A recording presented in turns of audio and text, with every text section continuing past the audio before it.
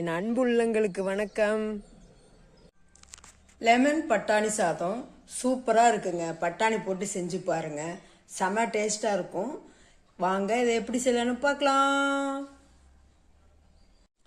Lemon பச்சை பட்டாணி சாதத்துக்கு நம்ம இந்த லெமனை கட் பண்ணி ஜூஸ் எடுத்துகிட்டு வந்துடலாங்க. இந்த லெமன் சாதத்துக்கு லெமன் நான் ஜூஸாக எடுத்துகிட்டு வந்துட்டேங்க. இவ்வளோ ஜூஸ் வந்தது.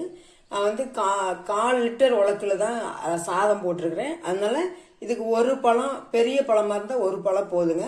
புளிப்பு இது அதிகமாக இருக்கும், அதனால நான் ஒரு பழம் மட்டும் எடுத்துக்கிட்டேன். நீங்கள் போடுற லெமன் புளிப்பு கம்மியாக இருந்ததுன்னா இன்னும் ஒரு பழம் சேர்த்து எடுத்துக்கோங்க.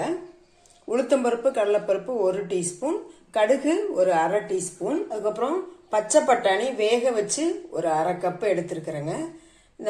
இப்போ பச்சை பட்டாணி போடுறதுனால இந்த லெமன் சாதத்துக்கு அவ்வளோ டேஸ்ட்டாக இருக்குங்க. நம்ம எப்போ அந்த மாதிரி போட மாட்டோம், ஆனால் அது மாதிரி போட்டு செஞ்சு பாருங்க, அவ்வளோ செம்ம டேஸ்ட்டாக இருக்கும். 2 வரமிளகாய், நீங்கள் பச்சை மிளகாய் சேர்த்திக்கிறாந்தாலும் சேர்த்திக்கலாம். கறிவேப்பிலை ஒரு 2 கொத்து, பெரிய வெங்காயம் நான் ஒரு பெரிய வெங்காயத்தை சின்ன சின்ன பீஸாக கட் பண்ணி வச்சுருக்கேன். நீங்கள் சின்ன வெங்காயம் வேணாலும் போட்டுக்கோங்க. தேங்காய் துருவல் ஒரு 2 டீஸ்பூன் வச்சுருக்கிறேன். 3 டீஸ்பூன் ஆகும் வச்சுருக்கேன். இஞ்சி பூண்டு பேஸ்ட்டு, அப்புறம் முந்திரி ஒரு 4 முந்திரி 2 உடச்சி வச்சுருக்குங்க. இவ்வளோதாங்க. நான் நல்லெண்ணெய் விட்டுருக்குறேங்க, ஒரு 3 டீஸ்பூன் விட்டுருக்குறேன். இன்னொரு டீஸ்பூன் சேர்த்து விட்டாலும் தப்பு இல்லை. ஏன்னா நல்லெண்ணெய் நம்ம வெரைட்டி ரைஸ்க்கெல்லாம் நல்லெண்ணெய் போட்டோம்னா சூப்பராக இருக்கும். இப்போ எண்ணெய் காஞ்சிச்சுங்க. இந்த கடுகு, உளுத்தம்பருப்பு, கடலைப்பருப்பு எல்லாம் ஒன்றா போட்டுக்கலாம். இப்போ நமக்கு உளுத்தம்பருப்பு, கடலைப்பருப்பு, கடுகு எல்லாமே வெடிச்சிருச்சுங்க. இப்போ நம்ம கருவேப்பிலை, வரமிளகாய், வெங்காயம் இது எல்லாம் ஒன்றா போட்டுக்கலாங்க. புதுசாக செய்கிறீங்க அப்படின்னா கொஞ்சம் அடுப்பை விட்டு ஒரு 1/2 அடி தள்ளி நின்று செய்யுங்க.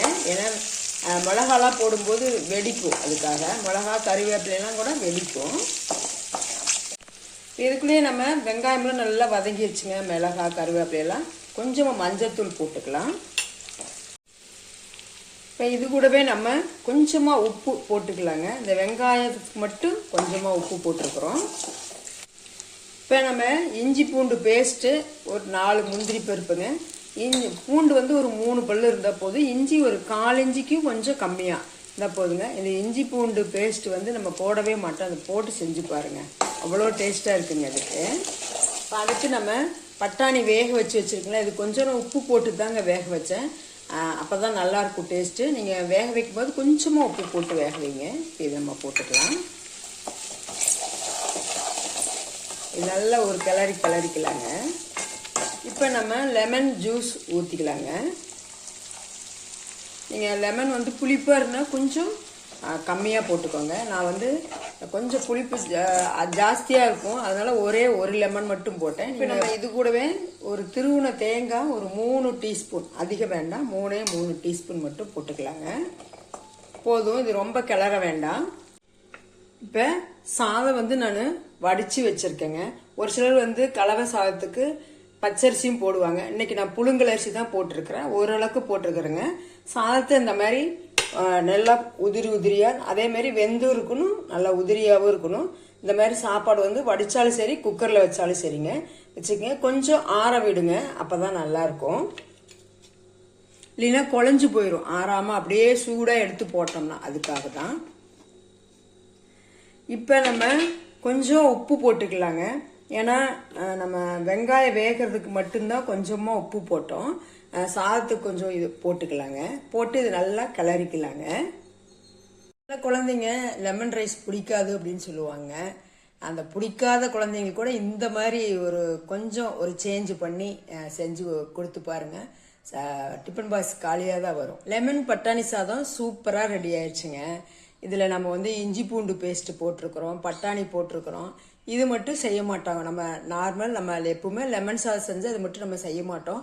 ஆனால் இதையும் ஆட் பண்ணி செஞ்சு பாருங்க. ஒரு நாள் எனக்கு ஃப்ரெண்டு சொன்னாங்க, இந்த மாதிரி செஞ்சு பாருப்பா, இது ஒரு வீடியோவாக போடு, செம்ம டேஸ்ட்டாக இருக்கும் அப்படின்னாங்க.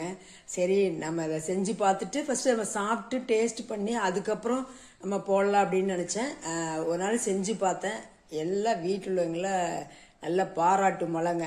அதனால் அதில் புளிப்பு, இந்த இஞ்சி பூண்டு பேஸ்ட்டு, அப்புறம் பட்டாணியோட இடையிலெல்லாம் கடித்து சாப்பிட்றது, அப்புறம் தேங்காய் சில பேர் போடுவாங்க, நான் இதில் தேங்காயும் ஆட் பண்ணியிருக்கிறேன்.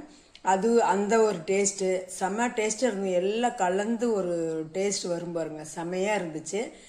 நீங்களும் இதே போல் செஞ்சு பார்த்துட்டு எப்படி இருக்குதுன்னு கமெண்ட் பண்ணுங்கள், சப்போர்ட் பண்ணுங்கள், சப்ஸ்கிரைப் பண்ணுங்கள். தேங்க்யூ.